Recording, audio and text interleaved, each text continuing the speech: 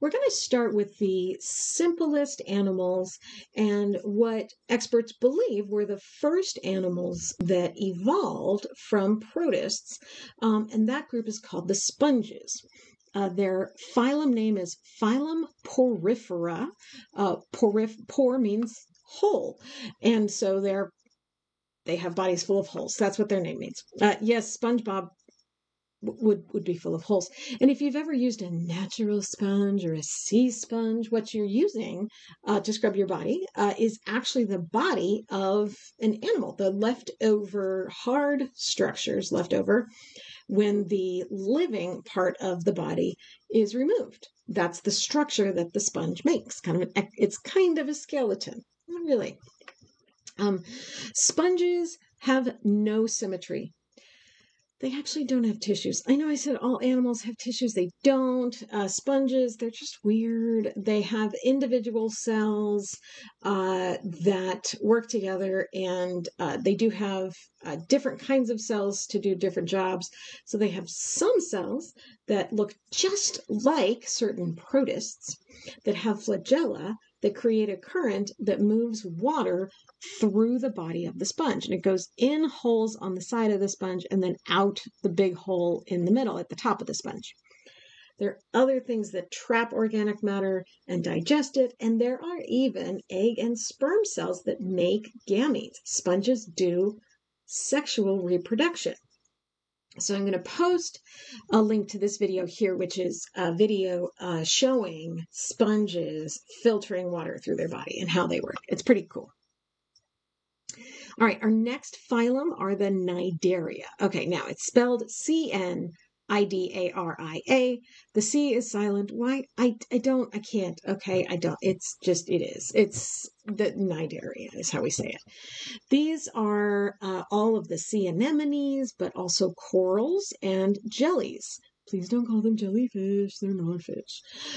Corals are tiny little organisms that live in huge communities. And so when you see something like this is actually each of these different structures is thousands and thousands of these little tiny coral animals living and working together and building a reef structure, a hard structure that kind of acts as a skeleton. All of the Cnidaria are soft-bodied. They are round. They have radial symmetry, no cephalization. They have a cup-like digestive system, and their distinguishing characteristic is that they have cnidocytes, which are stinging cells, which they use to disable their prey. So I'm going to post a link to this video as well that shows you how those cnidocytes work and what they do. All right, our next group are all, well, okay, two of them are worms and then the mollusks. The flatworms and the annelids look really similar, and they do have a lot in common, but they have important differences. So the flatworms, their phylum name is Platyhelminthes, and this literally means flat worm. That's what their phylum, platy means flat. So these are the flatworms, and they are all flat worms. Okay, so that's their distinguishing characteristic. They have a flat body, they do have cephalization, and they do have some simple organs. Most of them are hermaphroditic, meaning that they have male and female sexual organs. So most of what you're seeing in here, actual sexual organs. The ones that have a digestive system have a cup-like digestive system. Tapeworms, which are parasites that live in the digestive tract, they actually don't have a digestive system. They just absorb nutrients through their skin. So they rely on their host, whatever they're parasitizing, to break down food into small molecules, and then they just absorb it through their skin.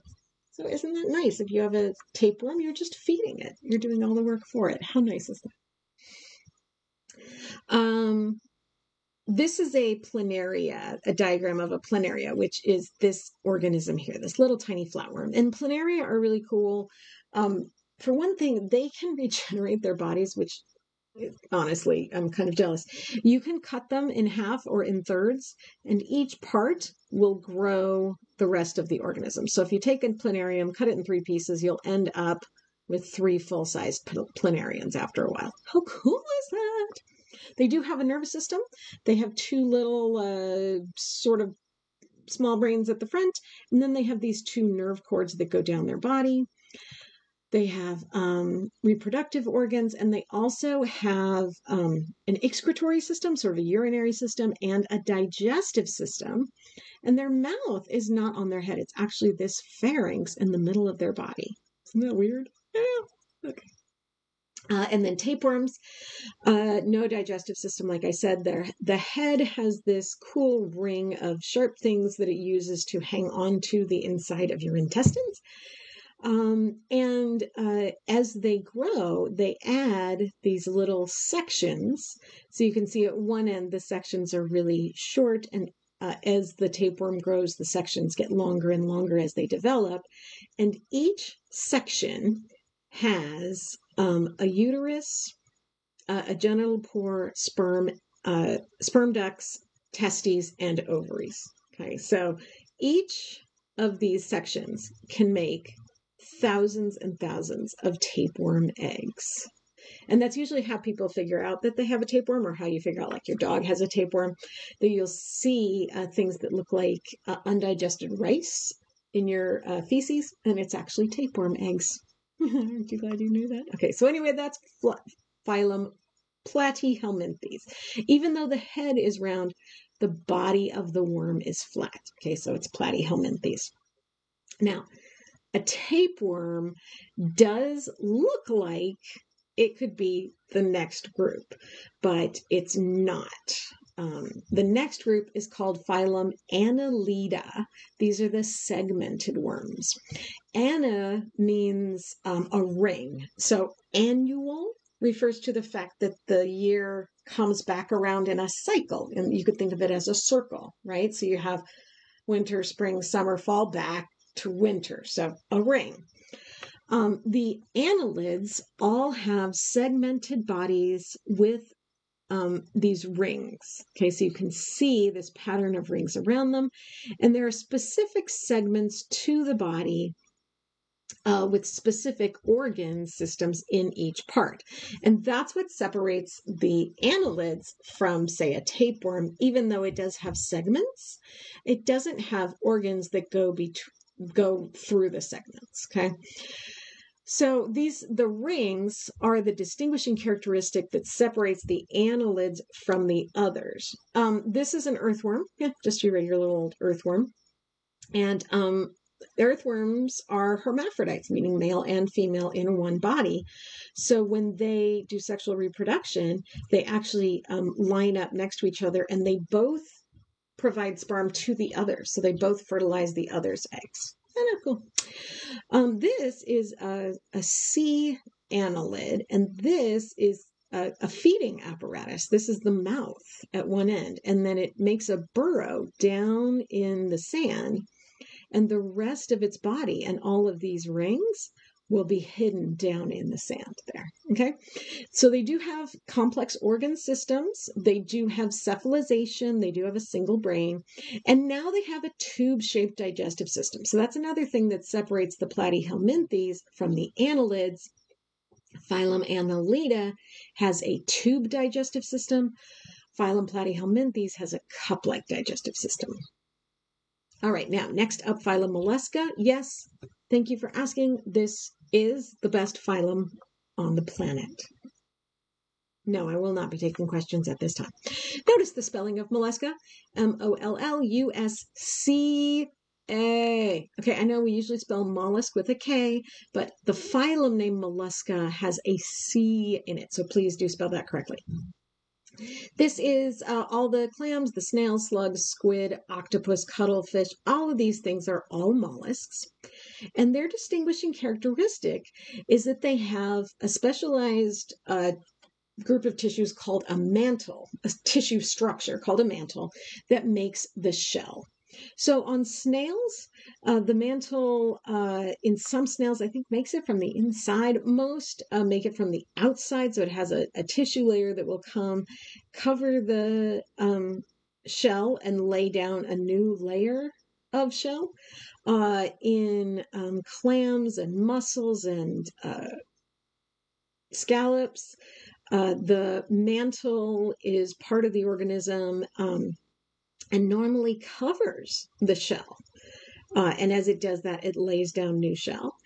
In cuttlefish, that's what this is. This whole structure is the mantle, and the shell is inside. And then in octopus, they've given up the shell completely. This shell, that's a scallop shell. That's not the octopus's shell. And the mantle is what you think of as the head.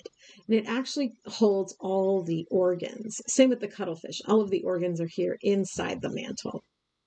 So mollusks have a mantle that makes a shell, except for the octopus. They do have a mantle, though. Most of them have an external shell. Some have a reduced internal shell, and the octopus have no shell. And slugs have no shell. They do have a very complex nervous system. They do have a tube-shaped digestive system. In some cases, they have multiple brains. An octopus has a round brain that goes around its esophagus, around its mouth, but it also has brains, minor mini brains in each arm. So it actually has 9 brains. I know, it's not cool. All right, so that was the flatworms, the annelids, and the mollusks. And then we're going to let's just do these last ones. And no, I'll stop there. Let's stop there. And then I'll talk about the next 3 groups. And then the last section will be the chordates.